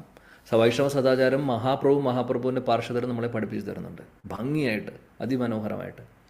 ചൈതന്യ മഹാപ്രഭു തന്നെ അദ്ദേഹത്തിൻ്റെ ജീവിതത്തിലൂടെ പറയുന്നു. കൂട്ടത്തിൽ ഗോസ്വാമിമാരും മറ്റുള്ള മഹാപ്രഭുവിൻ്റെ ഭക്തരും പാർഷദരും അവരുടെ സദാചാരവും നമ്മൾ പഠിക്കുന്നു. സനാതൻ ഗോസ്വാമി, രൂപ ഗോസ്വാമിയൊക്കെ ഇതിൽ എന്താ പറയാനില്ല, മാസ്റ്റേഴ്സാണ് സദാചാരത്തിൽ. അപ്പോൾ ഇതൊരു സദാചാരത്തിൻ്റെ ഭാഗമാണ്. വരിഷ്ഠരായിട്ടുള്ള വൈഷ്ണവരെ സ്തുതിക്കുക, അവരെ ബഹുമാനിക്കുക, അവർക്ക് വേണ്ട ആദരവ് കൊടുക്കുക, ചോദിക്കുന്ന ചോദ്യത്തിനും ചോദിക്കുമ്പോഴും അതിനൊരു ആദരവോടുകൂടി ബഹുമാനത്തോടുകൂടി പ്രസൻറ്റ് ചെയ്യുക, പറയുക. അല്ലാതെ എനിക്കെല്ലാം അറിയാം. ചിലപ്പോൾ വേറെ ഒരു കാര്യമുണ്ട്, എനിക്കെല്ലാം അറിയാം, മറ്റുള്ളവരെ ടെസ്റ്റ് ചെയ്യാൻ വേണ്ടിയിട്ട്, അവർക്ക് അറിയുമെന്ന് അറിയാൻ വേണ്ടി ടെസ്റ്റ് ചെയ്യാൻ വേണ്ടി ചോദിക്കും നമ്മൾ. ഇതൊക്കെ തെറ്റായിട്ടുള്ള ഒരു ചിന്താഗതിയാണ് ആക്ച്വലി. വിനയം, സദാചാരം, ഇതൊക്കെ വളരെ വളരെ വളരെ ഇമ്പോർട്ടൻ്റ് ആണ്. ഭക്തിയിൽ നമ്മൾ ഇല്ലെങ്കിൽ ഗോലോക വൃന്ദാവനത്തിലേക്ക് എൻട്രി കിട്ടാൻ പോകുന്നില്ല. അത് ഓർത്ത് വയ്ക്കുക. എത്ര നാമം ജപിച്ചിട്ടും കാര്യമില്ല, എത്ര ഭാഗവതം പഠിച്ചിട്ടും കാര്യമില്ല, സദാചാരം ഇല്ലെങ്കിൽ കാര്യം എന്താണെന്ന് വെച്ചാൽ അവിടെ അതേ ഉള്ളൂ. അവിടെ അതിനപ്പുറത്തൊന്നുമില്ല. ആരോട് സംസാരിക്കണം, ആരുടെ ഫീലിങ്സിൽ ബുദ്ധിമുട്ടിക്കുന്ന രീതിയിലല്ല. എല്ലാവരും മ്യൂച്വലി കോപ്പറേറ്റ് ചെയ്തുകൊണ്ട് എല്ലാവരും ഭംഗിയായിട്ടുള്ള, അവിടെ പറയാനില്ല. അങ്ങനെയുള്ളൊരു ലോകമാണ് ആധ്യാത്മിക ലോകം. അപ്പോൾ അവിടേക്ക് പോകണമെങ്കിൽ ആ ക്വാളിറ്റീസൊക്കെ നമുക്ക് വേണം. അപ്പോൾ തീർച്ചയായിട്ടും നമ്മുടെ സാധന സഹായിക്കും, ശാസ്ത്രങ്ങൾ സഹായിക്കും. അതിനാണല്ലോ നമ്മൾ പഠിക്കുന്നത് ഇതെല്ലാം. അപ്പോൾ ഇവിടെ ആ ഒരു പ്രധാനപ്പെട്ട കാര്യം നമുക്ക് പഠിക്കാൻ സാധിക്കും. ഇവിടെ സ്തുതിക്കുന്ന കൂട്ടത്തിൽ ഒരു കാര്യം കൂടെ പറയുന്നത് എന്താണെന്ന് വെച്ചാൽ, അങ്ങേക്കെല്ലാം അറിയാം കാര്യം, അങ്ങയുടെ ഗുരുജനങ്ങളെ പൂർണ്ണമായിട്ടും ആശ്രയിക്കുന്നു, പൂർണ്ണമായിട്ടും അങ്ങ് ശരണം പ്രാപിച്ചിട്ടുണ്ട്, അതുകൊണ്ട് അവരുടെ മഹാകൃപ അങ്ങയുടെ മുകളിലുണ്ട് എന്നാണ് പറയുന്നത്. അപ്പോൾ ഇതും ഒരു പോയിന്റാണ് നമുക്ക് പഠിക്കാനുള്ളത്. എങ്ങനെയാണ് നമുക്ക് മഹാകൃപ കിട്ടുന്നത്? നമ്മളും ഈ ഒരു വഴി അല്ലെങ്കിൽ ഈ ഒരു പാത പിന്തുടരുമ്പോൾ നമ്മുടെ ഗുരുജനങ്ങളെ ആശ്രയിക്കുക, ഗുരുജനങ്ങളുടെ പൂർണ്ണമായിട്ടും നമ്മൾ ശരണം പ്രാപിക്കുക. അപ്പോഴാണ് ഇതെല്ലാം മനസ്സിലാക്കാൻ സാധിക്കുന്നത്. അപ്പോൾ അവരുടെ ഹൃദയത്തിലുള്ളത് നമുക്ക് തരും. ഇല്ലെങ്കിൽ നമ്മൾ അഹങ്കാരത്തോടു കൂടി നമ്മൾ കുറച്ച് എനിക്കറിയാം, അല്ലെങ്കിൽ ഞാൻ കുറച്ച് ബെറ്ററാണ്, അങ്ങനെയുള്ള ചിന്തയൊക്കെ ഉണ്ടെങ്കിൽ ഒന്നും നടക്കാൻ പോകുന്നില്ല. അപ്പോൾ ആ ഒരു സൗമ്യ സ്നിഗ്ധസ്യ എന്നൊക്കെ പറയുന്നത് വളരെ ഇമ്പോർട്ടൻ്റ് ആയിട്ടുള്ള ക്വാളിറ്റീസാണ്. സൂത ഗോസ്വാമിക്കും ഉണ്ട് ഈ ക്വാളിറ്റീസൊക്കെ. നമ്മൾ ഓരോരുത്തരിലും വേണം. അതിനു വേണ്ടിയിട്ടാണ് ഭാഗവതത്തിൻ്റെ തുടക്കത്തിൽ തന്നെ ഇതൊക്കെല്ലാം പറയുന്നത്. സ്നിഗ്ധസ്യം, അതേപോലെ സൗമ്യ എന്ന് പറയുന്ന കാര്യങ്ങളൊക്കെ. അതൊക്കെ വരുമ്പോൾ ഓട്ടോമാറ്റിക്കലി ജ്ഞാനവും വിജ്ഞാനമൊക്കെ വരും. കാര്യം അതിൻ്റെ തുടക്കമാണ് ഇതെല്ലാം. സദാചാരമാണ് അതിൻ്റെ എല്ലാത്തിൻ്റെയും തുടക്കം. ശീലപ്രഭുപാദ് മനോഹരമായിട്ട് ഭാവാർത്ഥത്തിൽ പറയുന്നുണ്ട്. ആദ്യത്തെ സെൻറ്റൻസ് തന്നെ ഞാനിവിടെ ജ്ഞാനാംബിക മാതാജിയോട് റിക്വസ്റ്റ് ചെയ്യുന്നു, ആദ്യത്തെ വാചകം മാത്രം വായിച്ചാൽ മതി. ഭാവാർത്ഥത്തിൽ വായിക്കൂ. പ്രഭു, ഇപ്പൊ പഠിക്കുന്ന ശ്ലോകമല്ലേ? ആ ആദ്യ ഏതാ പ്രഭു? സോറി. 8ാമത്തെ ശ്ലോകത്തിന്റെ ഭാവാർത്ഥത്തിലെ ആദ്യത്തെ വരി മാത്രം വായിക്കൂ. ഓക്കെ, ശരി ശരി. പിന്നെ ഭാവാർത്ഥം: ജയശ്രീല പ്രഭുപാദ് കി ജയ്. ആചാര്യനെ ആരാധിക്കണമെന്ന് ഭഗവത്ഗീതയിൽ നിർദ്ദേശിച്ചിരിക്കുന്നു. അല്ല, ഏത് ശ്ലോകത്തിന്റെ വിവർത്തനം വായിക്കുന്നത്, ഭാവാർത്ഥം വായിക്കുന്നത്? 8 ഞാൻ പറയുന്നത്. ഭാവാർത്ഥം: ആത്മീയ ആചാര്യനെ സംതൃപ്തനാക്കി അപ്രകാരം അദ്ദേഹത്തിന്റെ അകമഴിഞ്ഞ അനുഗ്രഹം നേടുകയാണ് ആത്മീയ ജീവിത വിജയ രഹസ്യം. ഒന്നും കൂടെ കേട്ടു, ഒന്നും കൂടെ വായിക്കൂ. വളരെ ഇമ്പോർട്ടന്റ് ആയിട്ടുള്ള പോയിന്റ്. ആത്മീയ ആചാര്യനെ സംതൃപ്തനാക്കി അപ്രകാരം അദ്ദേഹത്തിന്റെ അകമഴിഞ്ഞ അനുഗ്രഹം നേടുകയാണ് ആത്മീയ ജീവിത വിജയ രഹസ്യം. Yes, thank you. ഇതാണ്, താങ്ക് യു മാതാജി. ആത്മീയ ജീവിതത്തിന്റെ സീക്രട്ട് ഓഫ് സക്സസ് ഫോർമുല എന്ന് പറയുന്നത് ഇതാണ്. നമ്മുടെ ആചാര്യന്മാർ, നമ്മുടെ ആത്മീയ ഗുരു, ദീക്ഷാ ഗുരു, അവരെ സന്തോഷിപ്പിക്കുക. അവരെ സന്തോഷിപ്പിക്കുക എന്ന് പറഞ്ഞാൽ എങ്ങനെയാണ്? അവരെന്ത് പറയുന്നോ, പറഞ്ഞു തരുന്ന കാര്യങ്ങൾ നമ്മൾ ഫോളോ ചെയ്യുമ്പോൾ അവർക്ക് ഹാപ്പിയാവും, അവർ സന്തോഷവും. എന്തിനാണ് നമുക്ക് അവർ പറഞ്ഞു തരുന്നത്? നമ്മൾ അത് ചെയ്ത് കാണാൻ വേണ്ടിയിട്ടാണ് അവർ ചെയ്യുന്നത്. കാര്യം ഭഗവാനെ പ്രതിനിധീകരിക്കുന്നതാണ് ദീക്ഷാ ഗുരുക്കൾ. അപ്പോൾ അവർ പറഞ്ഞു തരുന്നത് നമ്മളെ നല്ല നേർവഴിക്ക് കൊണ്ടുപോകാൻ വേണ്ടിയിട്ട്. അപ്പോൾ ആ കാര്യങ്ങൾ, പറഞ്ഞു തരുന്ന കാര്യങ്ങൾ ആചരിക്കാൻ വേണ്ടിയാണ് പറയുന്നത്. ആചരിച്ച് കാണിക്കുമ്പോൾ അവർക്ക് എത്ര സന്തോഷം ഉണ്ടാവും അല്ലേ? സന്തോഷം ഉണ്ടാവുമ്പോൾ എന്താണ് സംഭവിക്കുന്നത്? അവരുടെ മഹാകൃപ ഉണ്ടാവും. മഹാകൃപ, അനുഗ്രഹം. ഈ അനുഗ്രഹം മതി, ഈ കൃപ മതി. കാര്യം അവരൊരു വാക്ക് ഭഗവാന്റെ മുമ്പിൽ പറഞ്ഞാൽ മതി. ഭഗവാനെ വളരെ ആത്മാർത്ഥതയോട് കൂടിയിട്ട് ഈ ഭക്തൻ അല്ലെങ്കിൽ ഭക്ത ആരാണ്, അവർ ചെയ്യുന്നുണ്ട്, അവരെ അനുഗ്രഹിച്ചാലും കൂടുതൽ ഭക്തിയുത സേവനങ്ങൾ ചെയ്യുവാനും കൂടുതൽ വൈഷ്ണവ സേവനമൊക്കെ കിട്ടുവാൻ വേണ്ടി അവരെ അനുഗ്രഹിച്ചാലും എന്ന് ഒരു വാക്ക് ഇദ്ദേഹം പറയുവാണെങ്കിൽ, നമ്മുടെ ആധ്യാത്മിക ഗുരു പറയുവാണെങ്കിൽ, പിന്നെ അവിടെ നമുക്ക് വെള്ളച്ചാട്ടം പോലെയാണ് കൃപ നമുക്ക് വരാൻ പോകുന്നത്. വെറുതെ പറയുന്നല്ല. ഒരുപാട് ശക്തിയാണ് വൈഷ്ണവരുടെ, ശുദ്ധഭക്തരുടെ, ഗുരുവിൻ്റെ, ആചാര്യന്മാരുടെ, വരിഷ്ഠരായിട്ടുള്ള ഭക്തരുടെ അനുഗ്രഹം എന്ന് പറയുന്നത് വളരെ വളരെ പവർഫുള്ളാണ്. എന്നാൽ അത് എങ്ങനെ ലഭിക്കുന്നത് എങ്ങനെയാണെന്ന് വെച്ചാൽ നമ്മൾ അത് വെറുതെ കിട്ടിക്കൊള്ളണമെന്നില്ല. അതിന് നമ്മൾ അവരെ പൂർണ്ണമായിട്ടും ശരണം പ്രാപിച്ചുകൊണ്ട്, എനിക്കൊന്നും അറിയില്ല, എന്നെ ഹെൽപ്പ് ചെയ്യണം, എന്നെ ഹെൽപ്പ് ചെയ്യൂ, ഞാൻ അങ്ങയെ ആശ്രയിക്കുന്നു എന്ന മനോഭാവത്തോടു കൂടി നമ്മൾ അപ്രോച്ച് ചെയ്യുമ്പോഴേ ഇത് നടക്കുകയുള്ളൂ. അല്ലാതെ എനിക്കറിയാം, കുറേ കാര്യങ്ങൾ എനിക്കറിയാം, കുറച്ചും കൂടെ എനിക്ക് അറിയണമെന്നുണ്ട്, അല്ലെങ്കിൽ ആ ഒരു മെൻറ്റാലിറ്റി ഒന്നും നടക്കില്ല അവിടെ. എനിക്കറിയാം, നമുക്കറിയാം എന്നുള്ളൊരു സംഭവം അതൊരു വിനയത്തിൻ്റെ ഭാഗമല്ല, അത് അഹങ്കാരമാണ്. ആ ഒരു ഭാവത്തോടു കൂടി നമ്മൾ ആചാര്യന്മാരെയും ഗുരുവിനെയും അപ്രോച്ച് ചെയ്താൽ ഒന്നും നടക്കാൻ പോകുന്നില്ല. അപ്പോൾ അവരുടെ മഹാകൃപയ്ക്ക് നമ്മൾ വിനയത്തോടു കൂടി തദ്വിധി പ്രണിപാതേന പരിപ്രശ്നേന സേവയ അവിടെ പറയുന്നു. പിന്നെ സനാതൻ ഗോസ്വാമി, രൂപഗോസ്വാമി ആദ്യം മഹാപ്രഭുവിനെ കാണുമ്പോൾ ആ ഒരു സെക്ഷൻ വായിച്ചു കഴിഞ്ഞാൽ നമ്മുടെ ശരീരത്തിൽ രോമാഞ്ചം വരും. വെറുതെ പറയുന്നതല്ല. ആ സമയം അവിടെ ചോദിക്കുന്നതാണ് സനാതൻ ഗോസ്വാമി, കെ ആമി, അതായത് ഞാൻ ആരാണ്, ഞാൻ എവിടെ നിന്ന് വന്നു, ഞാൻ എന്ത് ചെയ്യേണ്ടത്, എന്താണ് എൻ്റെ ജീവിതത്തിൻ്റെ ലക്ഷ്യം, ഇത് ചോദിക്കുന്ന ആരാണ്? സനാതൻ ഗോസ്വാമി. ആരോട് ചോദിക്കുന്നു? മഹാപ്രഭുവിനോട്. അപ്പോൾ മഹാപ്രഭു, അങ്ങനെ കുറച്ച് ശ്ലോകങ്ങളുണ്ട് അവിടെ. അത് കഴിഞ്ഞ് മഹാപ്രഭു പറയുന്നു, സനാതൻ അങ്ങയുടെ വിനയം, സനാതൻ രൂപഗോസ്വാമിയോടും പറയുന്നു, നിങ്ങളുടെ വിനയം എന്നെ ഒരുപാട്, ആ വിനയം കൂടിയിട്ട് എന്നെ ഒരുപാട്, അത് എൻ്റെ ഹൃദയത്തിലൊരു വേദന ഉണ്ടാക്കുന്നു. അതുകൊണ്ട് ഇനി മതി, ദയവ് ചെയ്ത്.